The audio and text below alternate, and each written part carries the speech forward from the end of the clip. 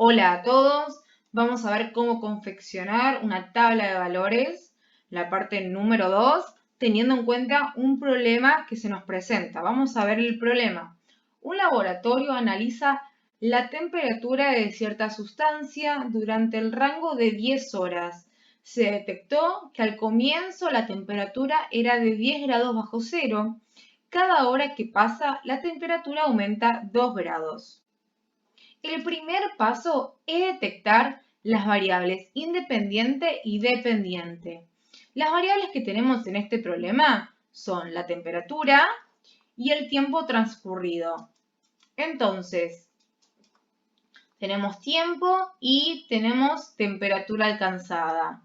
Podemos decir que la temperatura que presenta la sustancia es en función al tiempo que pasa.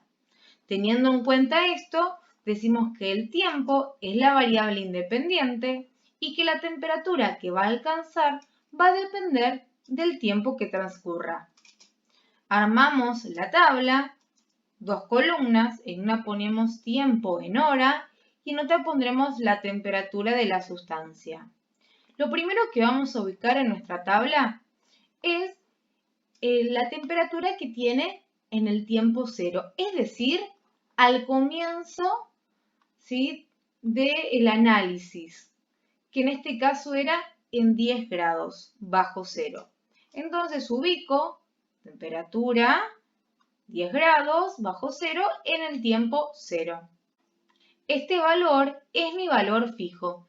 Y ahora voy a empezar a armar la fórmula para ver lo que ocurre cuando transcurre, por ejemplo, una hora. Entonces, en tiempo tenemos en una hora y vamos a detectar la temperatura, sabiendo que aumenta 2 grados.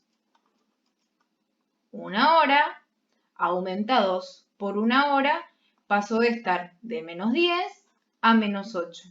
¿Sí? Y acá tenemos la cuenta que realizamos. Menos 10 más 2 por 1. 2 por 1 me da 2. Menos 10 más 2 me quedan menos 8 grados. ¿Sí? ¿Qué significa esto? Que en una hora aumentó 2 grados. Pasó de estar de menos 10 a menos 8. Lo mismo ocurre si analizamos en 2 horas. La temperatura va a aumentar 4 grados. Armamos la formulita. Menos 10, 2 por 2 nos da 4. Menos 10 más 4 me queda menos 6. ¿Ven que siempre utilizo la misma fórmula? Lo que voy modificando es el valor del tiempo. Si yo quiero averiguar ahora, por ejemplo, en 3 horas, sé que va a aumentar a 6. ¿Sí? Voy a tener que multiplicar 2 por 3. Entonces modifico esa parte y tengo 6.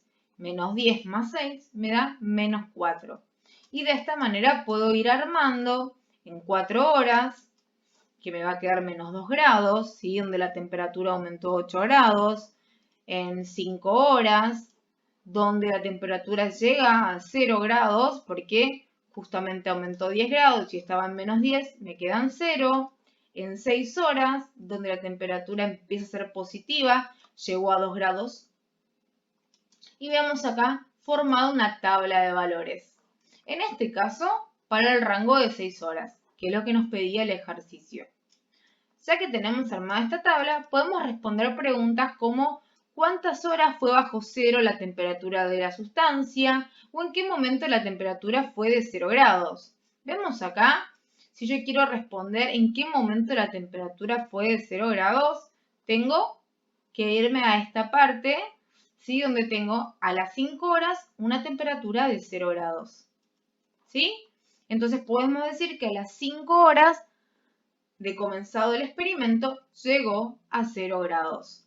Ahora, para averiguar cuántas horas fue bajo cero la temperatura de la sustancia, voy a mi tabla y veo que de la hora 0 hasta la hora 5 fue bajo cero. Entonces decimos 5 horas fue bajo cero la temperatura, desde la hora 0 hasta las 5 horas.